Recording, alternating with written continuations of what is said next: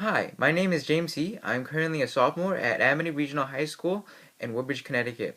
This year, I'll be investigating the correlation between the development of written and spoken language with reading cognition. During my past year of research, I investigated how changing the method which an educational passage is presented to a student affects their overall comprehension of the information. The texts were presented in three different ways: written language, spoken language, and both simultaneously. Participant scores on the test about the presented material determined which method was the most potent for recalling the information within the text, and results showed that written language yielded the highest score out of 5, followed by both, and listening was last. This year, I am trying to investigate why the results turned out the way they did by researching how children develop written and spoken language skills.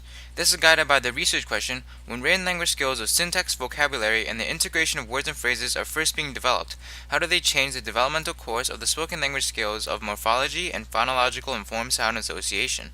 It is hypothesized that the development of the described written language skills affects the described spoken language skills in a positive manner, boosting children's spoken language abilities. Through the guidance of Dr. Kaya K. Jasinska from the Haskins Laboratories of Yale University, I will be investigating written language skills such as syntax and vocabulary, as well as spoken language skills of morphology.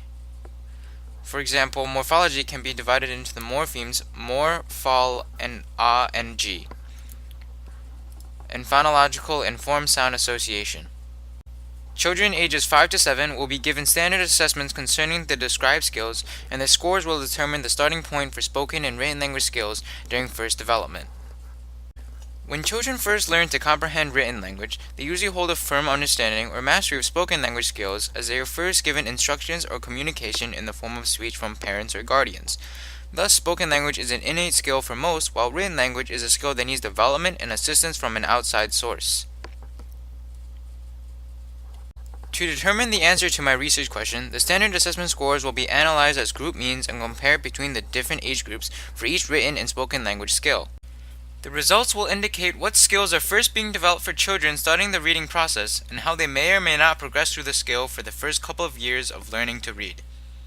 By finding out how the development of written language skills influences the development of spoken language skills, I can potentially link that to my last year's experiment, which showed that information presented through written language yielded the greatest memory recall.